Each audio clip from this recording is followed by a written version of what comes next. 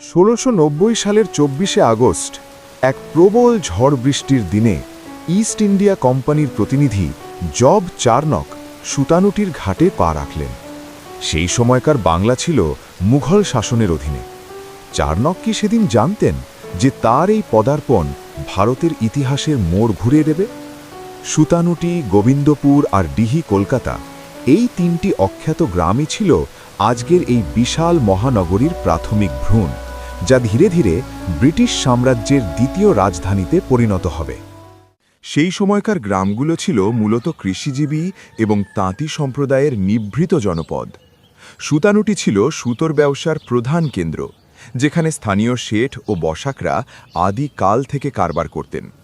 গোবিন্দপুর ছিল কিছুটা জঙ্গলাকীর্ণ কিন্তু সমৃদ্ধ এলাকা, আর ডিহি কলকাতা ছিল ধর্মীয় ও তান্ত্রিক সাধনার ক্ষেত্র। এই শান্ত পরিবেশে তখনও ব্রিটিশদের কামানের গর্জন পৌঁছায়নি।